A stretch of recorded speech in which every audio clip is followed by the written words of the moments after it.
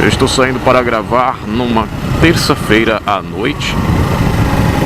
E foi nesta terça-feira, só que na madrugada, no início do dia, que o Brasil amanheceu chocado com a notícia da morte de praticamente todo o time da Chapecoense. Os atletas, a comissão técnica, algumas pessoas da imprensa também que estavam no voo. Enfim, vocês sabem, né? Esse último acidente aéreo aí, quando a morte chega, ela chega assim de repente, né? Numa forma chocante, leva a gente a uma reflexão. Eu acho que não tem ser humano que escape dessa reflexão. Na verdade, várias reflexões acerca do nosso papel nessa vida.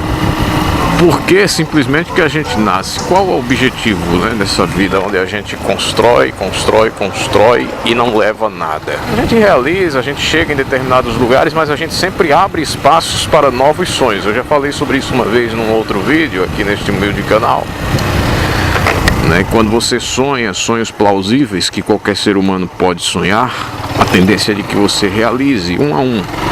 E que o sonho realizado abre espaço para um novo sonho, porque o ser humano jamais para de sonhar. Enquanto tem vida, ele tenta construir alguma coisa. Mesmo que chegue num ponto em que ele esteja fracassado, condenado à morte por uma doença terminal, ele terá o sonho da cura. Lá no fundo terá o sonho que um milagre aconteça. Então sempre estamos aspirando a alguma coisa enquanto há vida, não é? Quando se deixa de ter essa aspiração, provavelmente assume-se um papel de doença, né? Nós temos uma depressão, alguma coisa que pode culminar num suicídio ou coisa assim. Mas em condição de vida normal, o ser humano está sempre projetando algo novo para realizar. Então, essas realizações dependem de um aval do acaso ou de Deus, não é? Deus existe? Eu acho que depois de catástrofes como essa, depois de acidentes como esse, é uma das perguntas que a humanidade se faz. Deus existe? Por que ele permitiu isso? Quando escapa uma pessoa, ou no caso do acidente em questão, que eu já mencionei, escaparam 5, não é? O que levou esses prediletos a sobreviverem? Um negócio que vai a 1000 metros do chão, 2000 metros, 3000 metros de altura, a 800 km por hora, 700 km, 900 km, enfim, variações aí médias. Eu não entendo nada de aviação, mas sei que os números vão muito próximo disso. Imagine um troço pesado, né? Comporta litros e litros de combustível, material inflamável, que tem toneladas de ferro, aço e escambau, titânio e tudo mais, que voa a milhares de metros de altura do chão, a centenas de quilômetros por hora. Imagine então, um negócio desses cai e escapa uma pessoa que seja. É um milagre, não é? Eu tenho assistido muitos vídeos de filósofos e acompanho muito, leio um pouco. Essas questões de respostas sobre a vida e a morte, elas perseguem a minha vida, porque eu acho que eu nasci com um excesso de neurônios, talvez, né? Uma coisa de pensar muito, fazer muitas conexões com as coisas. Então, eu não sei o que há comigo, mas eu gosto. Então, vídeos de Mário Sérgio Cortella, Clóvis de Barros Filho, acompanho. De Clóvis de Barros a Padre Fábio de Mello, os filósofos ateus e cristãos, contemporâneos e passados, Nietzsche, Platão, Sócrates. Pô, eu leio tudo esse negócio aí, eu acompanho os pensamentos, as linhas de raciocínio, e formulo as minhas próprias linhas de raciocínio em cima de tudo isso, né? Então, quando a gente se confronta com fatos do cotidiano, na verdade não é tão cotidiano assim um avião cair, ainda mais com um time de futebol inteiro, mas quando a gente se confronta com fatos que nos levam a pensar, que nos provocam, né, o pensamento, eu acabo trazendo um monte de teorias à mente, né? Acho que uma das grandes ou a maior preocupação do ser humano é saber por que ele nasceu, né? Para que a gente existe. Por mais que romanticamente falando você fale que sabe por que veio, acho que você não sabe, não. Genericamente falando, a nossa missão aqui é servir ao próximo indiscriminadamente. E o que vai nos fazer felizes é justamente isso, é a nossa capacidade de servir. Mas no íntimo, na particularidade daquilo que você tem que fazer na vida, do porquê de existir, a gente não sabe muito bem, né? Eu acho que eu não tenho essa resposta sobre mim, eu não sei até onde eu vou, porque nós definitivamente não sabemos até onde nós vamos. Esse é o X da questão. Eu quero passar num concurso público e trabalhar assim, assim, assado, e depois eu vou fazer isso, e depois isso, mas você não sabe exatamente quanto tempo você tem, então você não sabe até onde você vai, não sabe se vai conseguir passar naquele concurso, não sabe se vai a tempo ser nomeado, não sabe, são questões e são respostas que não estão nas suas mãos, né? Então você não sabe efetivamente para onde ou até onde você vai, não tem essa resposta. Quando acontece um acidente desse com uma galera jovem que estava batalhando pela vida, que estava vencendo na vida, né? Uma equipe vencedora que estava sendo a Chapecoense, iria inclusive disputar uma final de competição internacional e desde 2009 ascendendo, né? Crescendo da Série D para a Série A do Campeonato Brasileiro, só crescendo. Então você nota que ali haviam muitos projetos, havia muito sonho, havia muita coisa para acontecer e não aconteceu porque não depende deles, não depende do ser humano. E não há qualquer ser humano neste mundo atual, nem houve no passado, que tenha tido a capacidade de vencer a morte, né? De passar por esse desafio ou de determinar até onde ele iria conquistar alguma coisa, e não dá. Você vai vivendo até determinado ponto sem resposta, né? Então a gente deixa a vida em outras pessoas sempre. O ser humano não leva a sua própria vida, mas ele a deixa. Fica no coração de quem ama, fica na mente, na memória de quem o amou, de quem por ele foi servido, né? Essa é a única forma de se imortalizar. Se você vive uma vida, quanto mais a vida é expandida para o próximo, mais você fica, mais você deixa raízes mesmo depois, né? Você deixa um legado. E essa foi a grande lição que Jesus ensinou. Aliás, o único homem a que se presume em toda a história da humanidade tenha passado pela morte. E essa é a razão pela qual Jesus ultrapassa as fronteiras do tempo e da geografia. É adorado, é lembrado, é memorado em todo o mundo. Mesmo havendo tanta dúvida e tão pouca certeza sobre sua vida, um homem que fez o que todo mundo fez apenas não conseguiria ser lembrado, não ficaria marcado por tanto tempo. Então algo de especial houve em Jesus. Os relatos dizem que ele ressuscitou, e se de fato ele ressuscitou, eis aí o sentido da gente existir, não é? Porque de fato a gente não se limita a isso que está aqui, porque se a vida for limitada a isso que está aqui, meus amigos e minhas amigas, é uma merda. Vou dizer para você, lamento, mas por mais que aqui e acolá tenha um prazerzinho ou outro, mas no geral viver é uma grande merda. É uma sucessão de problemas, São muitas dores de cabeça, muito estresse para resolver, algumas noites mal dormidas, né? De repente você perde a saúde sem ser dono de quando vai recuperá-la, sem ter a propriedade sobre isso, e de repente você morre. O pior de tudo é isso, né? Você constrói em cima de tudo aquilo que você põe a sua esperança, se ela é colocada, se ela é posta.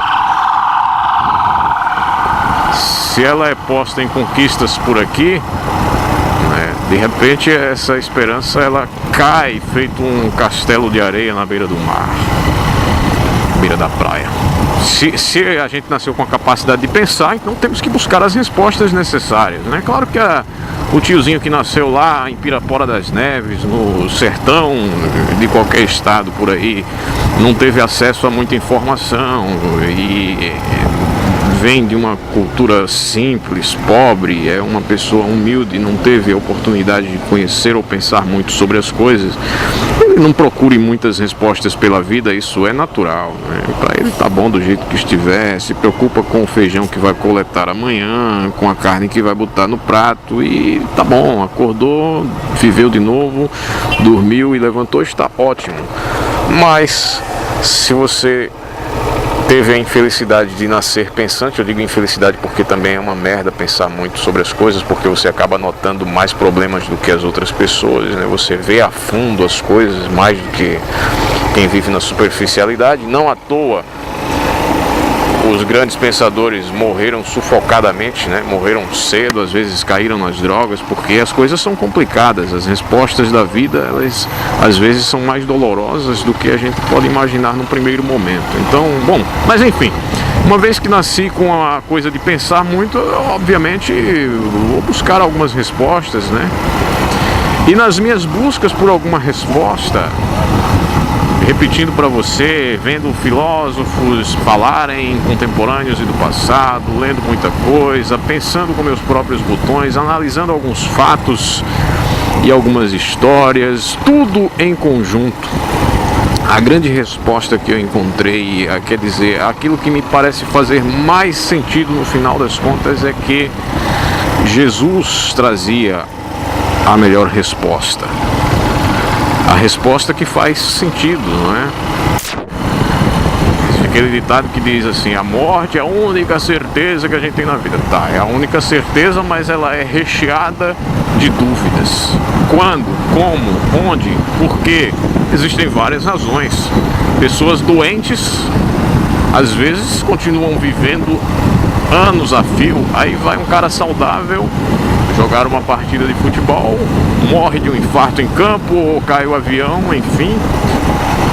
A morte, ela tem muitas causas, né? Sim, ela pode acontecer a qualquer momento e por qualquer motivo. Então não existe um parâmetro. Se você não tem como. Ela é muito democrática. Morrem ricos, pobres, famosos, desconhecidos a todo instante. E ninguém volta depois que morre. Então é uma coisa que você não tem respostas justamente por isso. Ninguém que foi voltou para dizer como era, a não ser Jesus. E aí cabe a você acreditar ou não que ele voltou, não é? Eu acredito que Jesus efetivamente voltou, né? Ele foi alguém acima da média dos acontecimentos normais. Com Jesus, algo além aconteceu. A grande mensagem cristã, a grande mensagem de Jesus é aquela de plantar no próximo o bem, né? De fazer pelo próximo, de viver uma vida entregue, uma vida de doação. Em primeiro lugar, Deus, o amor a Deus, que o faça, ou seja, a crença, a confiança e o amor em Deus o faça crer na sua mensagem. E a sua mensagem diz que é para amar o próximo, tanto quanto a si mesmo, cuidar então do próximo, fazer pelo próximo, servir ao próximo. Desta forma a gente se eterniza em corações, em memórias e, de acordo com Cristo, se eterniza também numa outra dimensão ainda desconhecida para nós, assim como este planeta Terra é desconhecido enquanto estamos no útero da mãe.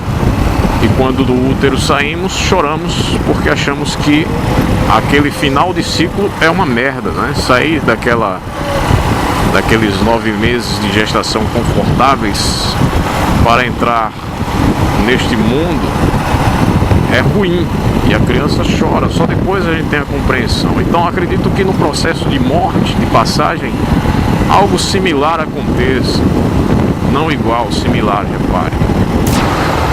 Não achei no islamismo, no budismo, que aliás é uma religião de sabedoria, o budismo, não é? Cultua-se muito a sabedoria, a reflexão, mas não há assim a figura de um Deus, e muito menos de um Deus humano que viveu, morreu e voltou e depois foi de novo. Não tem.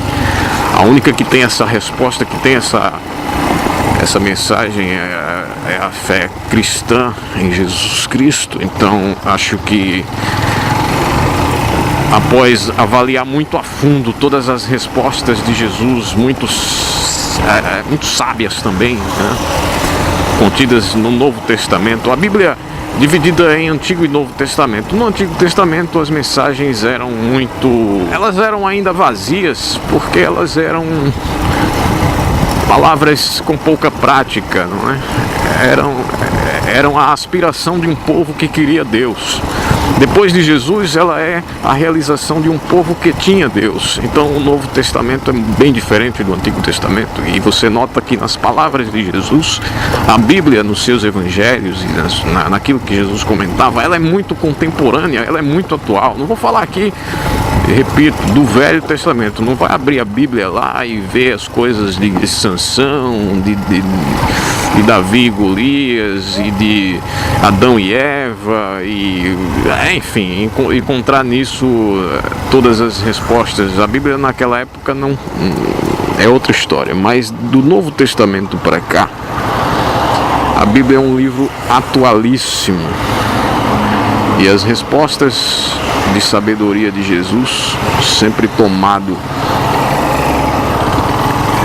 por aqueles que estavam querendo aprender com ele, né? E aqueles outros que estavam tentando pegá-lo no contrapé, né? E nunca conseguiam, porque ele era muito sábio. Me deixam impressionado essas mensagens do Evangelho. Você analisando a forma de pensar, de agir diante de conflitos, a forma de sugerir que Jesus tinha, o jeito simples e direto, honesto com o qual falava, de acordo com os relatos bíblicos, impõem pra gente uma personalidade, trazem pra gente uma personalidade absolutamente ímpar, não é uma personalidade absolutamente sem par.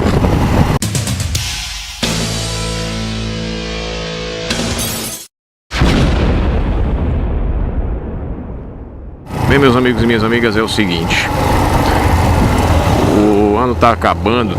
Justamente em dezembro eu estou assumindo um trabalho adicional, além do que eu já faço. Consequentemente o meu tempo vai ficar mais reduzido ainda.